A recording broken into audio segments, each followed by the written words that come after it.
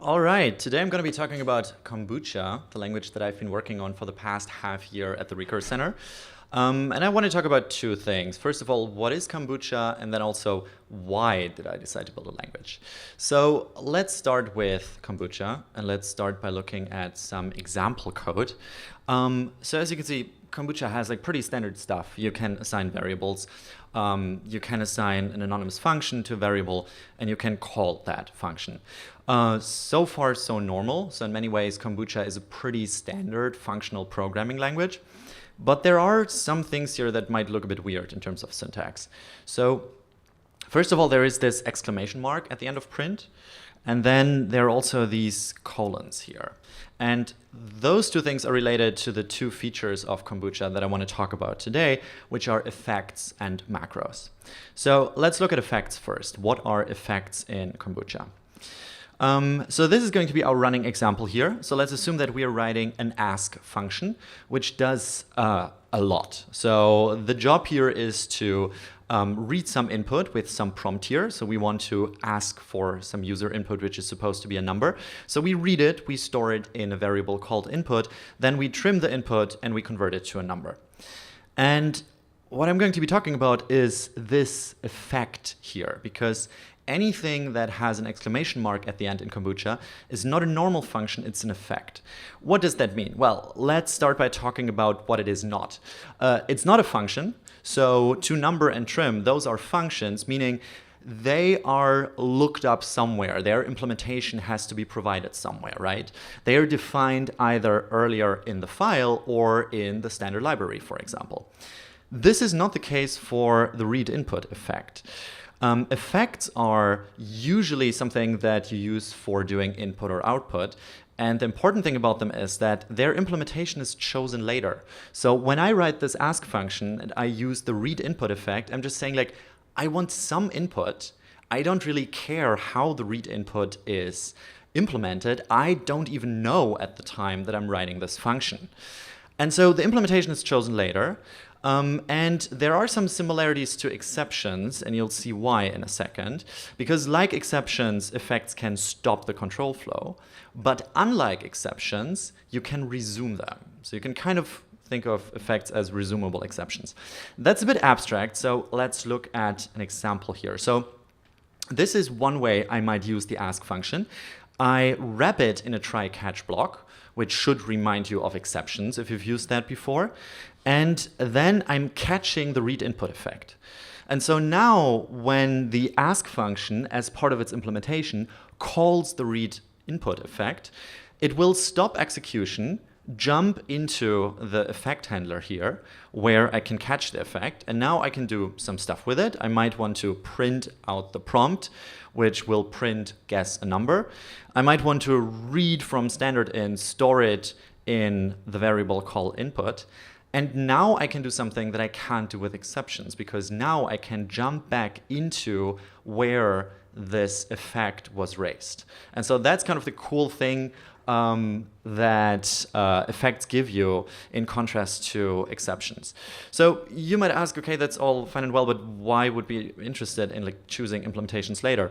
Well, let's say that this is what we want to do in our production code, but now what if we want to test the function here? Well, easy. We just wrap it in a different effect handler, and now we just use resume, and we resume it with some kind of default value without having to do any sort of like dependency injection, without having to do any sort of mocking.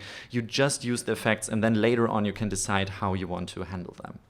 Similarly, we might want to decide not to resume. So what we can also do is we can say, well, I want to sandbox this entire ask function. I mean, here it's pretty simple, but it might have a lot of code in some real program, right? And I might say, hey, I want to run this, but I don't want to handle any sort of input or output effects. And I can do that by just catching the effect and then not resuming the initial ask function, and instead just saying, okay, I'm just gonna call the error effect instead. And now you might ask, well, but where is the error effect handled? Well, it's effect all the way up or down, depending on how you want to look at it. And at the outer level, the effects are handled by the host language. And this is why Kombucha is called Kombucha. It is meant to be used symbiotically together with a host language that implements all the effects that I am too lazy to implement. Because I don't want to build my own standard library doing all of this like input-output stuff. I'm just going to let Rust do it. And so this is what that looks like. There is the cute kombucha mascot Scoby. So you can see where my priorities were. Like the language is extremely broken, but there is a mascot. So this is Scoby. And yeah, you have a little kombucha program running inside of Rust. And when the kombucha program calls the error effect, it will stop execution, remember where it is in the current execution, jump out to Rust, say, hey, Rust, please handle this. And then Rust can decide to jump back into it and resume kombucha or not, or do whatever Rust wants. So the takeaway from effects are effects decouple code from I/O. I hope more languages adopt them. And also like JavaScript would be so much nicer because you can do all the things you can do with async with resumable effects, but you don't need async. So yeah, that's my pitch for effects, and Kombucha has them. The other feature is Kombucha's macro system. And so I'm going to show you the most useful program that I've written in Kombucha so far, which is part of my static site generator. It's a whopping 150 lines of code. And so this is part of it. I'm not going to dive into the code. You don't need to understand everything here. I just want to point out that this is defining a function called generateSection with two parameters, title and section. And then I'm matching on the section, and depending on whether it's a node or a section, I just return different like strings that are going to be my HTML. So I'm not going to dive into this much, but I want to focus on these operators here, the assignment on the first line, and then the pattern matching arrows. Because the cool thing in Kombucha is that these aren't provided as part of the language. These are just things that you can define and build yourself. And in fact, these are things that I'm defining as part of the standard library, and you can just redefine them if you want. Like in Kombucha, there's almost nothing that is a built-in part of the syntax that you cannot change. And so to understand how this works, I want to look at an example that is slightly simpler. So by default, the assignment in Kombucha is pretty simple and limited. You can basically just have a variable name on the left-hand side. That's it. So it's kind of like in JS, where you can just say const x equals foo, and if you want this to be a function, you do like const add, and then you have an anonymous function as the value.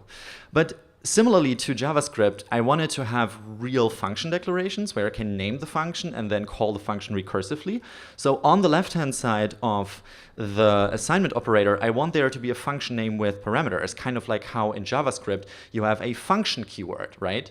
But in JavaScript, that's built into the language. If JavaScript didn't provide that, you'd be out of luck. There would be no way for you to add that. In Kombucha, you can add this using the macro system, and this is where like all these weird little colons come in. I'm not going to go into a ton of detail because otherwise this would be a talk about macro systems, and that's not the most interesting thing here. I just want to show you that to implement this, it's 15 lines of code. Is it pretty code? No, it's really, really horrible, which is kind of fitting because just how making kombucha is really gross, but the end product is kind of nice. This is what it feels like if you like redefine your own things in kombucha. But hey, it does work. There are these two to-dos.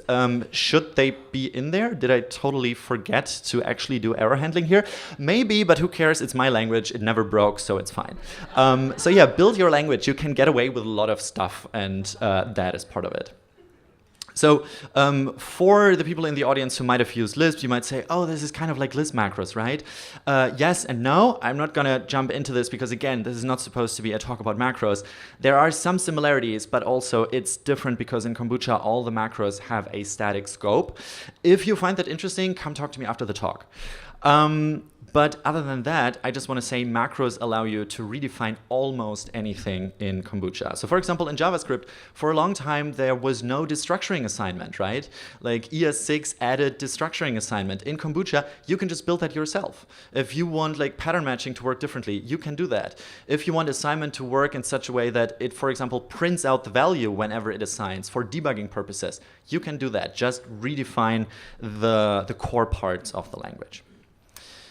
But now I want to talk about why I decided to build a language. And there might be a related question here, which is, why should you use Kombucha? And that one's pretty simple to answer: you shouldn't. Kombucha is extremely experimental. It's mostly a test bed for ideas that I want to explore in programming language design. The more interesting question is, why did I build Kombucha? And for me, it was mostly related to these two reasons. I wanted a language that was malleable and minimal. And wait, what do I mean by that? So malleable is something that I define as, can I adapt the language to new needs? Can I use it for something that I did not foresee when I originally designed the language? And it's related to this idea of malleable software. And there is a great essay by Ink and Switch. And they write, the original promise of personal computing was a new kind of clay, a malleable material that users could reshape at will. Instead, we got appliances, built far away, sealed, unchangeable. And I think when we think about programming languages, we tend to think that because they are programming languages, we can build whatever we want in them, right? This is super malleable. But are our languages actually malleable? If you're unhappy with how JavaScript or Rust works, like, what are you going to do? Like, you can lobby some sort of like standards committee for like 2 years and hope that they are going to adapt your changes like sometime in like 2030 or something. But most languages themselves aren't really malleable if you want to change them. And that is one of the things that I wanted to try in Kombucha. The other aspect here, I wanted Kombucha to be minimal. And by that I mean, is it small enough that I can wrap my head around it so that I can throw away all the code and just rebuild everything in around a week? And so this is related to this idea of home-cooked software. So Robin Sloan writes, when you liberate programming from the requirement to be professional and scalable, it becomes a different activity altogether, just as cooking at home is really nothing like cooking in a commercial kitchen. I want Kombucha to feel like a home-cooked thing, something that is small, something that is personal, and not this like huge industrial thing that came out of Google. So the two consequences here are, I keep Kombucha really, really small. The whole language, including compiler, runtime, bytecode, is around 1,000 lines of Rust code. It will probably grow a bit, but it's still small enough that I can easily make changes. So lastly, I want to talk about why you might want to build your language. And for that, I'm bringing in this extremely scientific chart here, plotting time and joy when developing a language. So this is my personal journey, and I think what inspired me to build a language was, when I discovered Clojure, I was like, this is the coolest thing ever. Like, Lisp is so cool. And then I ended up using a lot of productive languages for some years, they were useful, but they didn't really fill me with a lot of joy. So when I came to RC, I thought, well, let's just build a language. How hard could it be? Building effects, the first time it worked, that was such a cool moment. Like, it felt like, wow, this is the coolest thing ever. I have exceptions that I can resume and just jump back into it. And then I figured out that like debugging that really, really sucks. But then I got pattern matching to work using macros. And that was really cool. And then I found out that debugging those really, really sucks. But at this point, I have reached the point where it is just really cool that I've built my language. It gives me joy almost every single day, unless I have to debug it again. And so the takeaway from this should be, build your own language. Don't use Kombucha. Build your own language. I think we need more languages. Make it personal, keep it small, have fun. And also, if you want to do something like that, the Recurse Center is the perfect place for it. Thank you.